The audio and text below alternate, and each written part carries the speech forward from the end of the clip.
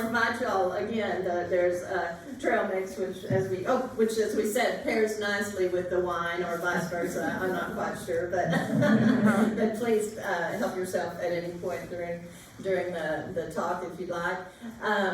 Yeah, we had the opportunity, so I'll introduce Lisa McLaughlin, Alpine High School class of 75, just like me. Oh, cool. So we've known each other a long time. We can, yell at each other as we're hiking along. But anyway, Lisa also participated in the hike.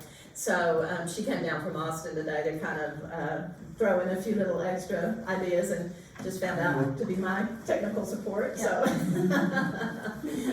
but thank you all for coming. Yeah, thank you for supporting the library, and so yeah, I'll go ahead and get started. The reason for this slide is that last January, so January of 21, I had friends visiting from Montana, and Joyce she had recently retired from the Glacier Institute, and then her boyfriend Hans was with her as well. So we happened to be sitting around my breakfast table. Actually, we'd had dinner the night before, and she got a text that said, tomorrow's the day for put in your reservations for Sperry Chalet. And the truth is, it is such a popular hike that you have to do it the minute that it's 8 o'clock in Montana. And we were trying. We had 3 computers there. We were coordinating and trying to. I think we wound up putting in 8 different reservations and trying to get. We had one for 1 room, a couple for 2 rooms. We had them all sorts of different ones. We also put them in there is another chalet there at Glacier, the Granite Park Chalet. So we also were putting them in there. And so they shut down the reservation. I think they closed it down within about 30 minutes because they had already overloaded it and gotten that many reservations. So it kind of, told me again that it is kind of challenging to get the reservation. Well, about 3 weeks later, Joyce called and she said, we did get one. We've got 1 room, 4 people in the room. So then it was kind of like, Nina, you try to find somebody to go. And they said, if you don't find somebody, that's okay. We can find somebody else. But I found the challenge that was to find someone that had the time, the money, the desire to do it, but also the fitness level to do it. So Lisa volunteered for it. So off we were. As the time went, the trip was in July, and the main challenge, I will say, and especially for someone of my age, I don't know, and Lisa's too, I guess. It was Sperry Chalet's elevation is 6,550 feet, which is not quite that, that doesn't scare you so much, but then they threw in its 33-foot vertical that you are climbing that day, and that was I knew that was gonna be a challenge for me. So anyway, we'll go ahead and go through. And then also we decided to show you, Lisa and I actually flew from Austin, but it is 1 day and 1 hour to get from Alpine to Glacier. So now you know, if you decide to drive it, plan on 25 hours.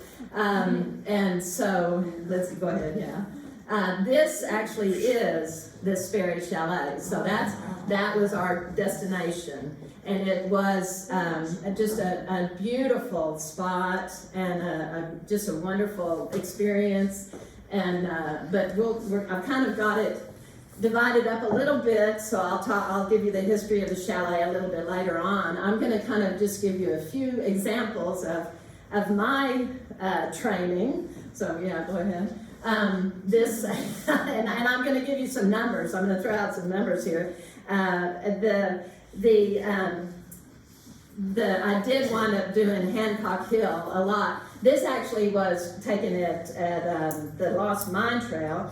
Well, the elevation there is 6,850. You're gaining 1,100 feet elevation. And then, go ahead.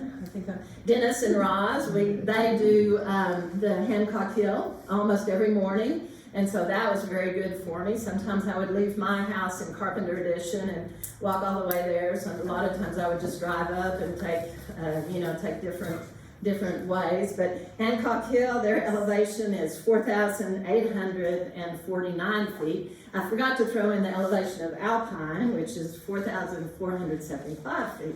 So all of this to say, well, we'll go ahead and show you a few more. I think, yeah, that was the Pinnacles Trail, which just about ate my lunch.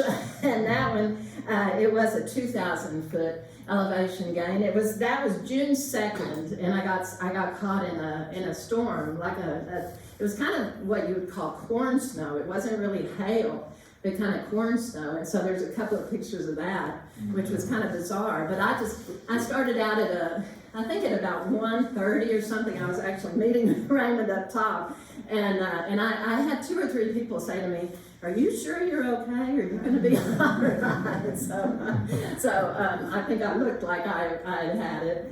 I think this is from that's from the Laguna Meadows Trail, which had a 1,775 foot elevation gain. So that kind of gives you an idea of the training that I was trying to do. Now I'm going to do a little bit of bragging as a Texan, because we did have a lot of people say to us once we got to Sperry, "Wow, this must have been awful for y'all," thinking that we were flatlanders and stuff. And I kind of, started to kind of rub it in. Well, actually, Guadalupe Peak is at 8,749 and Emory Peak in the park, 7,825 feet. So I think it kind of pissed a couple of people off.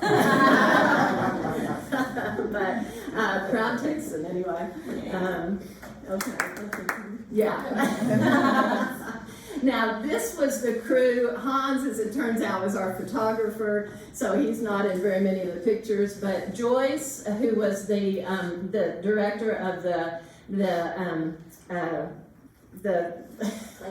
Glacier Institute, thank you, is in the pink. Well, obviously in the pink, and then the 2 of us. Now, I will go into the history of Sperry in just a little bit, but it's true that the dormitory burned down in 2017. So they did try their best to restore the whole dormitory, but they were able to save the Great Northern Railroad part of the rock. This was all with rock. So that was the day I think that we had arrived. Yeah.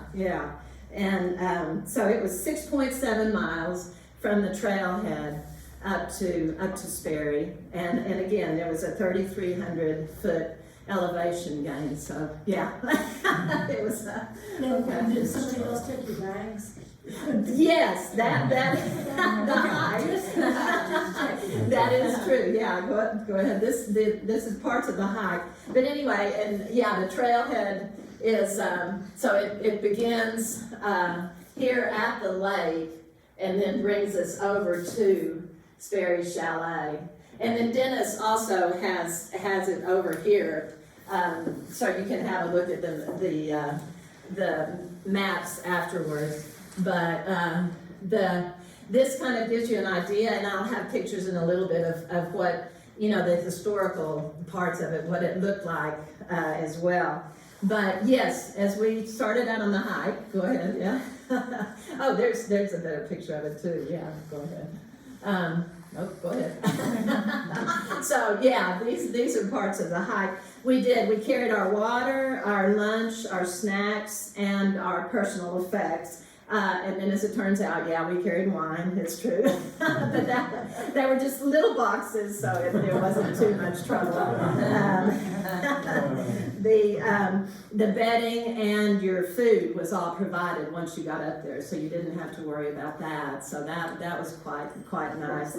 I just thought I'd throw in a couple of things, the comparisons that I was making, because the morning that we were leaving, we were kind of looking at each other's backpacks, And it made me think of, well, I had taken Girl Scouts years ago, like a long time ago on backpack trips, and I remembered I'd be pulling out teddy bears and makeup and, a transistor radio, all sorts of things. You don't need that. You don't want to carry that for 12 miles or something during the trip. So I was kind of, I had a book, and everybody was like, what are you doing with the book? And I'm like, okay, I'll leave the book.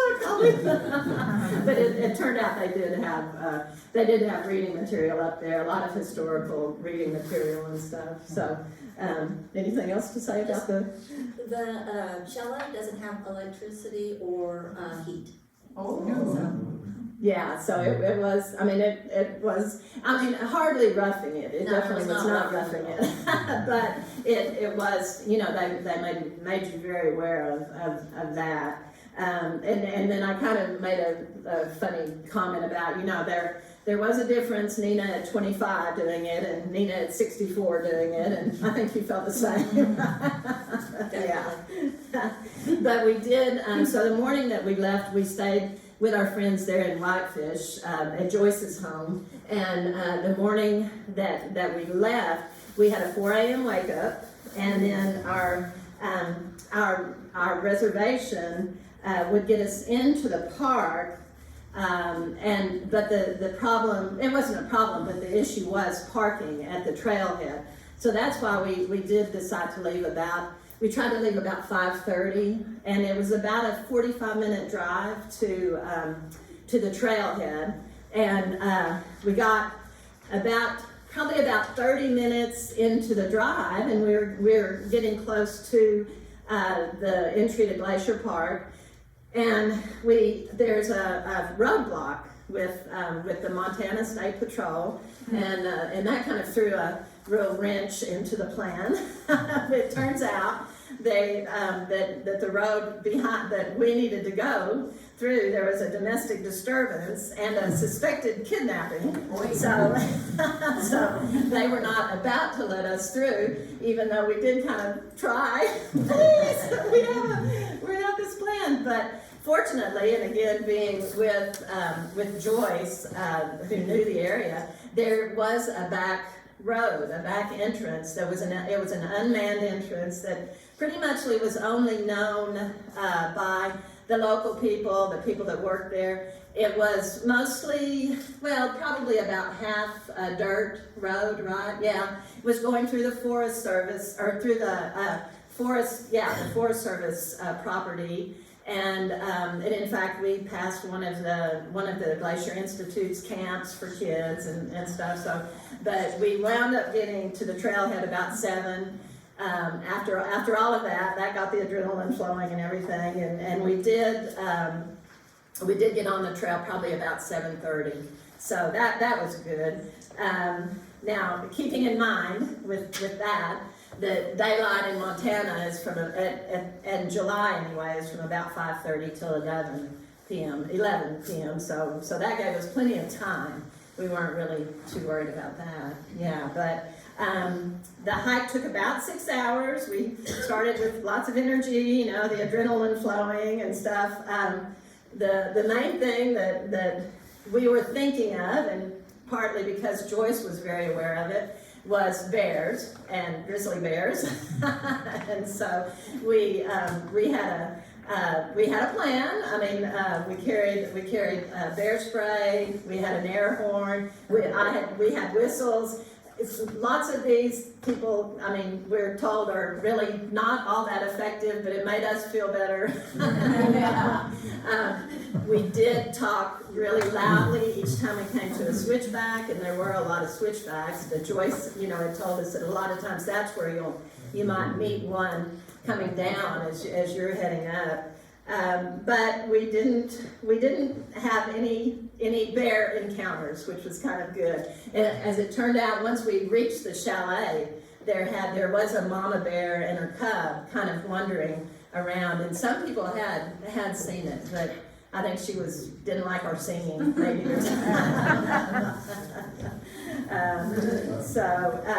The trail, we can go through. Yeah, so the trail, it was sunny, as you can see now, because of the fire that in fact did hit the Sperry Chalet, a lot of the first part of it was now in the sunlight, which was not usually well, had not been the case previously. I think it was all very wooded previously, but yeah, go ahead. And anyway, this will just give you some ideas of what we passed on the way. Yeah, go ahead.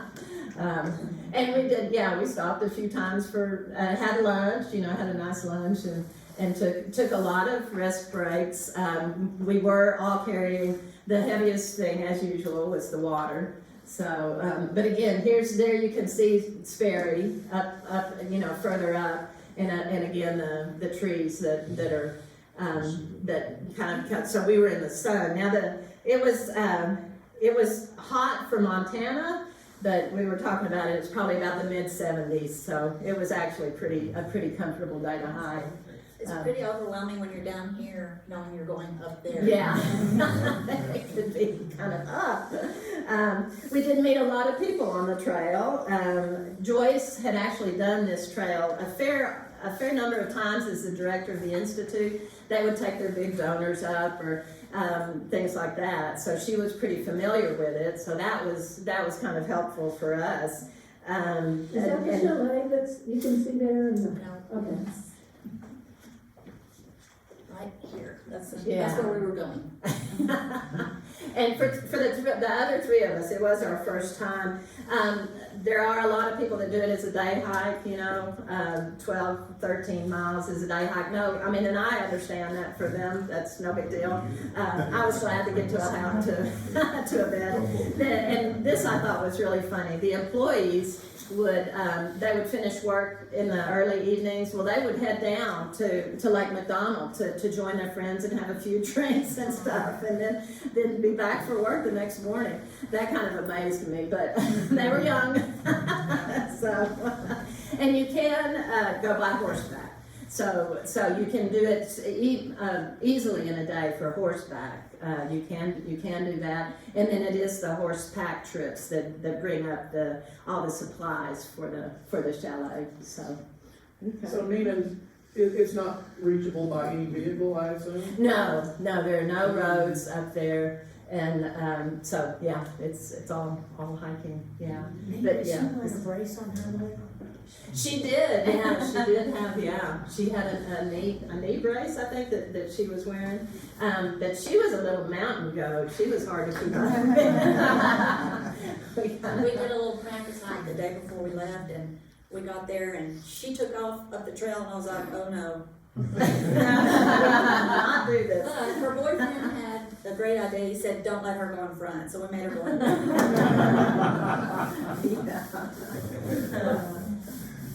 Okay. And then this is Sperry Chalet, so this is where we spent the next 2 nights. Go ahead, you can do that. Kind of gives you an idea of the terrain around it. I'm gonna pause for a minute and give y'all a little bit of the history, so bear with me. But it was built by the Great Northern Railroad, built by James J. Hill and his son Lewis. And it first opened in 1914. Now and it is a historic landmark. The glacier was established in 1910. I told Lee earlier I wanted to make sure that's what my hat said, and it's true, so we match. And what they quickly realized that they needed to have a place for visitors to stay. They had come so far, and they needed to have different housing. So the Great Northern Railway took it upon themselves, I guess, or to build the accommodations. They were all built about a day's horseback ride from each other. And so you would come in, my understanding, you would come into the train and get off in Whitefish, and then it was, like I said, it took us about 45 minutes by car to get to the entry to the park. And so then you had some nights at the backcountry chalet, some nights at tent camps that had been established, and then also some nights at the very beautiful lodges that were built you know, at that time. And I think a lot of us are familiar with we went to the Lake McDonald Lodge. I think there are many Glaciers Lodge. I believe there's probably three, maybe four in Glacier. Yellowstone, of course, has them. I believe Yosemite has some of these, not all built by the Great Northern, but these just beautiful, beautiful lodges. So that was included in the people's tour of Glacier National Park. And so let's see, yeah, so it's 9 chalets were built between 1910 and 1950, and 2 are still in use for visitors today, the Granite Park and the Sperry Chalet. So we were, again, very privileged, I think, to get to go. It's located near the tree line on the west side of Gunsight Mountains. No roads, electricity, no telephones. In all honesty, most everyone had a solar-powered thing for their cell phone. So we did have cell phones up there, and which was great for pictures, of course. And then the dormitory there are 4 buildings: the dormitory with the guest rooms, the dining room and kitchen building, and then the National Park Service office. And then there was a separate building that the bathrooms. So the bathroom building, it had outdoor spigots and no showers, but it was actually quite comfortable. So we'll just show you. This is kind of the relation of the chalet. The longer blue line is Lake McDonald. So we kind of hiked from there to Sperry. And yeah, go ahead and we'll see whatever. This is sunset. This was from the porch of the dormitory. And one of the things I wanted to call to your attention, you'll see the next day we were taking a hike, and there was just such a difference in the view quality, you're in what you were seeing. Now this was in the evening, but it still was very, very hazy. So you can see, I'll do this. This is Lake McDonald here, and I'll show it to you again in another picture from top. But it was very hazy because of the fires in Washington and in California. So that was kind of the downside to the trip. Although it didn't affect us. As far as hiking or so. And then yeah, you can go ahead. And these were kind of the fun things about the chalet. Yeah, you can kind of go through a few of these. I kind of put one of the jokes, and Lisa and I were talking about it earlier. Well, it wasn't funny to me, but that you had to go, of course, outside the dormitory and walk, probably, I don't know, like 20 yards or so down to the bathroom. And I mean, I had been worrying about this for 6 weeks. So I was like, in the middle of the night, I'm gonna have to go out there with the grizzly and make my way to the bathroom. So we all made a pact that we would all go together. So you kind of woke everybody up.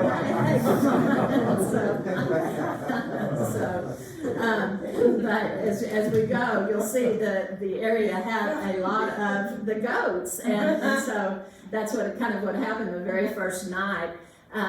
Joyce had not told us, so you walked out and you could kind of see these little white blurs all around, and it turns out it was, in the middle of the night, the goats kind of wandering around, so you just kind of tried to avoid them on your way to the bathroom. I think that was actually, he was looking in our room. Yeah. So we weren't in you could hear him in the morning, you could hear him on the boardwalk. The second night we were there then, so this is the picture. It's okay. Your second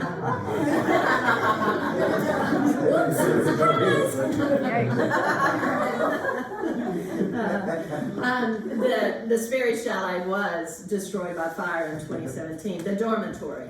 So that was one of the 2 historic buildings. The dining room was also the historic building. And only the stone walls remained, and I'll give you a little bit of information. It was restored to its original design and placed back in service in 2020. And then one of the signs at the bottom, it did say the spring fire began with a lightning strike on August 10th, 2017. And even though they were using helicopter water drops, they had a crews up there fighting, they still, an ember storm was the way the storm put it. And the way the sign put it, an ember storm on August 31st consumed the dormitory, and the other 4 structures were saved. Now I feel like we got an inside glimpse of it because we were with Joyce, and she had spoken with the superintendent of the park very soon after they got the news that it had been destroyed. And she spoke about how the community and just the people that had been there before, the National Park Service, everyone just was so, they loved this chalet, and the Park Service was like, wait a minute, can you imagine trying to rebuild it? But that they were able to, with a lot of support from the private sector, and of course, I'm sure Raymond putting all of their historical people to work and stuff, they were able to rebuild it. So it opened again it was placed back in service in 2020, and so we were the second year to get to be up there. So that was very exciting. So I guess it was closed for 3 years and of course during the winter time they were not able to do any of the work on it or anything, but yeah, that was this. Well, this kind of tells a little bit about that. But I've got some historical pictures of it too. So yeah, go ahead. Anyway, I'm going to throw in a little bit of trivia about the mountain goats. They're related to gazelles. They're not really goats. I read this today. They're related to gazelles and the African antelope. Their hooves are soft. This is the way it was described, with grippy sandpaper-like outer layers. So this gives the ability to flex their feet and grip with toes, just kind of like a climbing shoe that people wear to do the climbing. So, and we did see them in some pretty amazing places. So, okay, yeah. Well, yeah, so these are the historical pictures of the chalet. And as you can see, they came up, by horseback and go ahead, I think there's 2 or 3 of them. But much different, I'm sure, than what we experienced, even though, we were kind of considered roughing it. I'm sure it was nothing like what they had experienced. Yeah, go ahead, and I think we'll get, a couple, I think. Actually, I was gonna tell you the second night that we were having to get up and venture to the bathroom, there were no mountain goat out, and we did think that was a little bit curious. Well, Joyce kind of fortunately did not tell us that night, but she did say the next morning, she said, well, that likely means that the mama Grizz and her baby were wandering around, and the mountain goats didn't want to be breakfast. So, okay, well, go ahead. Yeah. We'll just kind of go through these and. That's the bathroom area. So yeah, we realized that between the 4 of us, we really didn't get any pictures of the buildings very much, but anyway, go ahead, yeah. Mm-hmm. And that's the 5th picture, or the 12th picture, or whatever. Anyway, sorry about that. And now we're coming to the hike that we took the second day, which was up to the Sperry Glacier. We actually hiked up to the Sperry Glacier Overlook. We could have gone on about another mile to go on to the glacier. But anyway, that was an absolutely wonderful hike. The day that we arrived at Sperry, there was a group on one of those balconies, and they had been up there, and they had already had a few drinks, and they're like, woo! And I walked up there, and they were like, of course you're gonna go, and I'm like, I am not moving from this. But fortunately, Joyce talked us all into taking the hike, and it was a wonderful hike. It was about I think it's 4 miles one way. We actually did about 3, so we did about 6 miles that day with a 1,500 foot vertical. So we've just got some pictures of that day was really spectacular, and you can just kind of go through them, Lisa, if you want. That's a hoary marmot, and he was curious about. You like Janina? Yeah, I think we were having lunch. Well, no, that wasn't lunch, but we were having a snack. We were having a Yeah. So there were mountain goats everywhere, the hoary marmots, birds, chipmunks, wildflowers. Some other people that took the hike that day did see the grizzly and her cub, but again, we didn't. But so, that was a little bit disappointing, but on the other hand, I didn't want to encounter. I believe this is, Feather Woman Lake. So we did pass through a lot of beautiful snow areas.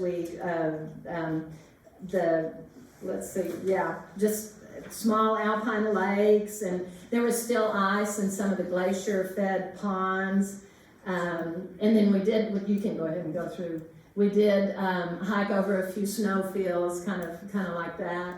And it was just, it was kind of a nice, we weren't in any rush, so we kind of got to really kind of take it easy and just enjoy the beautiful day.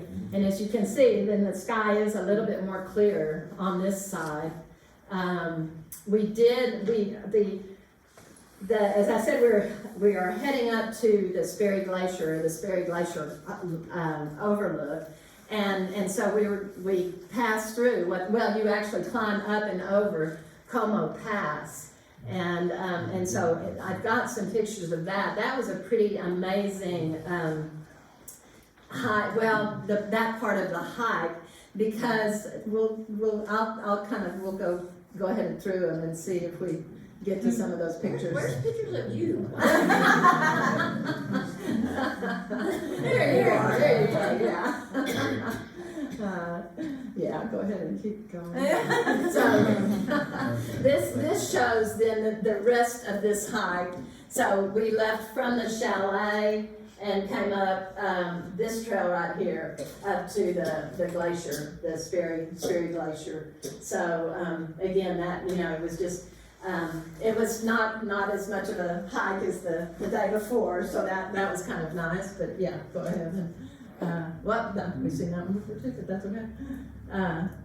Lots of wildflowers. Like I said, there were a few places where you did have to kind of make your way across some, water crossing the trail, but not really anything that was made you uncomfortable. So yeah, they're cute. He's so his shadow. Keep going through. I didn't realize that was in there twice too. So anyway, here we are, part of the trail again. We're coming up to a picture of this. What it was. You can go ahead and go through them until we get to that the stairway. There is, and I'll have some historical pictures, but as you're going up to the pass, you're having to walk. It's kind of there's a stairway has been carved through the rocks up there to get to the top of this pass. So you're you're pulling yourself up basically. Go ahead. and This is from where we were looking down on the chalet. Yeah, that's the chalet. And I thought that was a helicopter in the upper left-hand corner, that that little white arrow. And this is up on top, so we are looking into Canada. You all are I don't know if you're familiar, but anyway, this is the Glacier and Waterton International Peace Park. And so we were not allowed to go into Canada because it had not opened up yet to visitors. I think it opened up, up to August 9th. Yeah, August 9th. But the park itself was established in 1932, the Peace Park. So that was looking over into that part of it. And to my knowledge, Dennis may know better, we were comparing it to Big Bend, being sort of an international park as well. And there may be something in here about that. But anyway, we're still making our way to the staircase, but this was all that day. On the way back down, we kind of just really took it easy. We did pass, again, lots of people, the girls, we had a group of I think 8 girls that were staying at the chalet this night, and they had been, park on that one for a minute. They had been, they were on a 3-day or a 4-day backpack trip, and one of the days was at the Sperry Chalet. So the next morning they were up, kind of swimming in the glacier lakes. Not really, but they were wading in the glacier lakes and everything. So it was really a spectacular hike. And so we're gonna, this is not a great picture at all. I think we've got some other pictures at the very end, but if you can see, the stairway goes up this way, so you're just kind of going kind of hand over hand up that area. And that I don't think I said before, they said that there were sometimes you would run into mountain goats coming down or something. And so This is where Nina and I got our revenge on Joyce, because she was afraid of heights, and she kept saying, she was kind of afraid to go up there, and she kept saying, because we went in front of her, and she'd go, well, tell me, how's it going? What are y'all doing? And me and Nina were like, oh, this is really nothing for us. Yeah. So we just kind of jumped up there, so it was a little bit of revenge. So where did that lead to? So it brought you up on top of the pass, kind of just a flat area that just gave you these unbelievably spectacular views also of Sperry Glacier. And that's, you could have taken, once you reached the top of this, you could hike on to Sperry Glacier. We hiked probably about another half a mile or so, and then just had lunch and turned around. And then there's also, these are historic. So can you imagine, that's the way they got up there before the stairway was chiseled in, which is pretty wild. I think there's another one. And if you can see what they're doing there. So we were thankful for whoever it was. And it probably, I didn't look it up, but it probably, I don't know if it was a CCC, but I think, someone like that, or some organization like that did these steps. So anyway, and I'll go ahead and keep going. I'll give you a little bit of information about the Sperry Chalet. There we are, we're on top there, so we did have a good view. That is not the Sperry Glacier.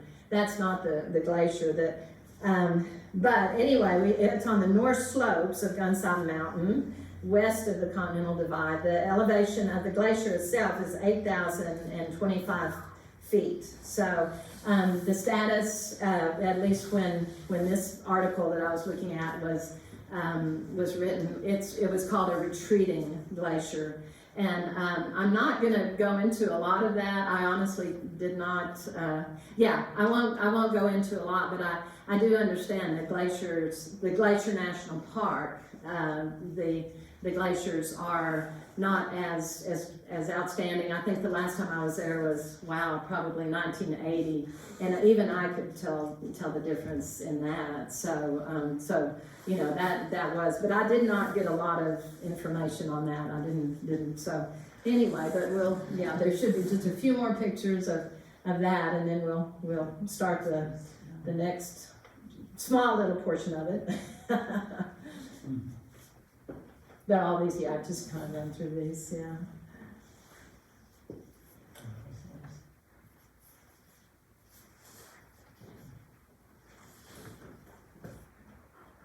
And that night, once we got back down at the chalet, we just, joined. We actually had someone that joined us for dinner that night, so that was a very comfortable, very nice evening. And as I said, this food wasn't spectacular, but it was good, and it was we really did enjoy just kind of that too. We got back to the chalet probably about 3 or 4 that afternoon, and I think the dinner was served at 6, so we had a couple of hours just to kind of relax. So that was great.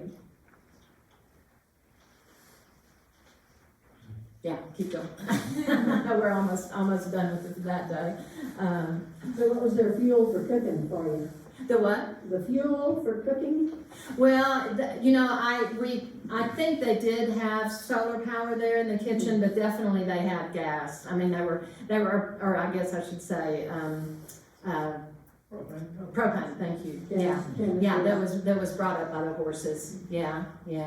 So, the third day, here we are, the third day, we kind of took it easy, it was, we were heading back to Lake McDonald, had a leisurely morning, and then it really was kind of fun meeting people on the way down that were coming up. That day we met an older gentleman, I think probably late 70s, possibly early 80s, that was headed up to the chalet. A lot of times you would meet local people that were there. If someone canceled their reservation at the last minute, a local person would take advantage of it, that type of thing. So anyway, this is Lake McDonald. I think what happened was Joyce's tradition after you got back down to the car was to go get ice cream. So we went into the Lake McDonald Village and got some good ice cream. And then the next day, Lisa and I took a trip up, and we went through the same. We did not have reservations,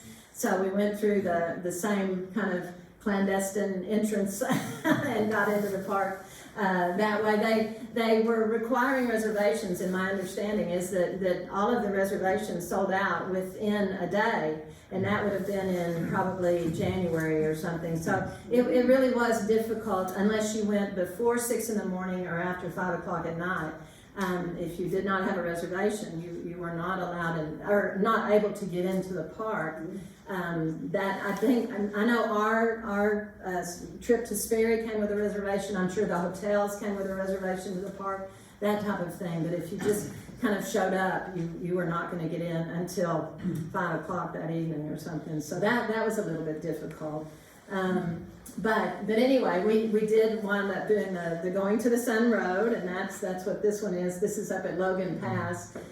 We did see, I think there's a picture coming up of we did see the Rocky Mountain sheep there, the bighorn sheep, so that was exciting. And also saw goats, and then on the way back down to the east side, we finally did get to see a grizzly, so but from a very safe distance. So that was great. But yeah, here's the comparison. Dennis threw this slide in about our international park, what we consider. So, but anyway, that's about it. I think there's a few more pictures here. So what is the comparison that's being made from the previous? Well, picture? just the two parks, the two areas where they're, now ours, that's what I was saying to Dennis, that we don't really have, other than Boquillas, we don't really have, it's not exactly, but it is national park, right? Well, they're officially called National Flora and Fauna Protected Areas, rather than national parks in Mexico. And they don't have really a tourism or visitor use program of anything that you would compare to the national parks of the U.S. Yeah. So is that a straight line at the top, that's the Canadian border? Yes, Okay. yeah, yeah. And these are a couple of pictures of that. These came in late today. That was my fault. So anyway, these are a couple of the pictures of the staircase that we took. And I'm just gonna, I'll give you just a few kind of details, Dennis. I mean, anyway, Lisa and I flew out of Austin into Kalispell. The flights really were not that expensive. And again, this was mid-July. They were about $300 round trip. We flew into Kalispell out of Bozeman. It was very beneficial to have the friends in Whitefish because the hotels were running anywhere between $300 and $600 a night. So, and we started this a good 6 weeks to 2 months out, and it was already kind of things were sold out by that point. So we probably were dealing with the more expensive hotels, I think, but we stayed in, and I compare it to I don't know, the hotel that used to be the Bienvenido, that's the Sazon, it's behind Sazon. We paid $300 for that one for one night. So it was very fortunate to have the friends there.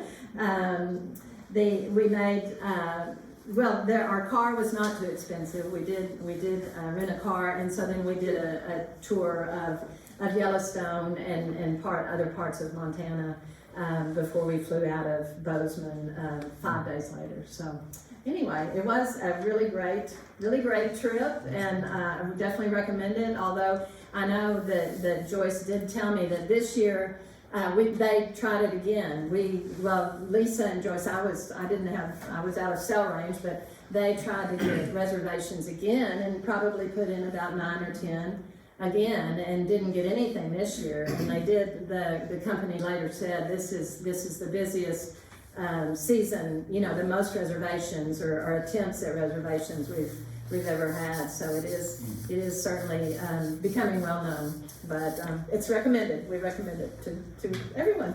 And so, if y'all have any questions, or if not, yeah. Are the reservations for the lodging only, or just to get into the park? No, you had to have the reservation to get into the park. Now, I know we got it because we had this reservation for Sperry, but for instance, we would not have been able to go into the park that last day without knowing the back road. And they were onto us. I'm kidding, but but they were establishing an entry station there as we were leaving. They said that within maybe 2 or 3 weeks they would be checking, not passes, but checking reservations there. Crowd control. We ran into the same thing at Rocky Mountain National Park.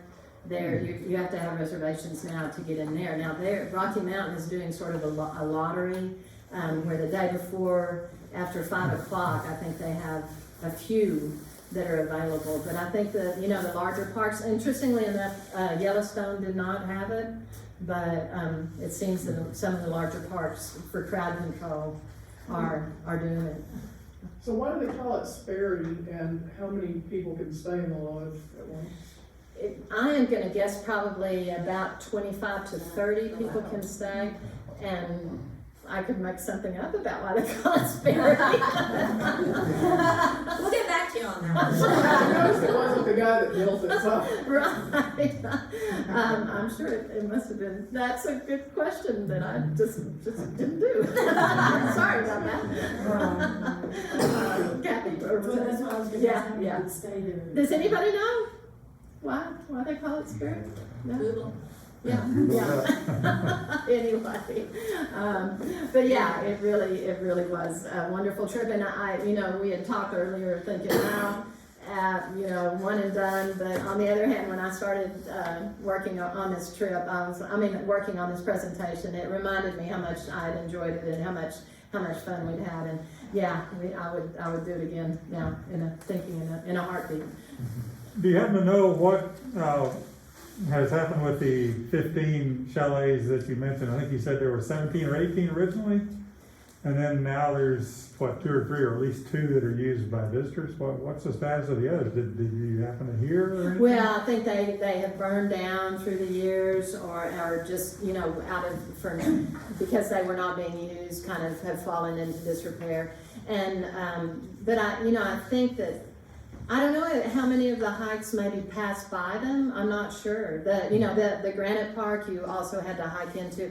I don't think it was. I actually don't know. Joyce had done that one, but I'm not overly familiar with that one. So, Okay. But yeah, I think back and I think our grandmother did Yellowstone in a covered wagon, something like that. So I think back to those days, thinking, wow, what a difference it was. So anyway, but thank you all very much. I appreciate it. We appreciate it.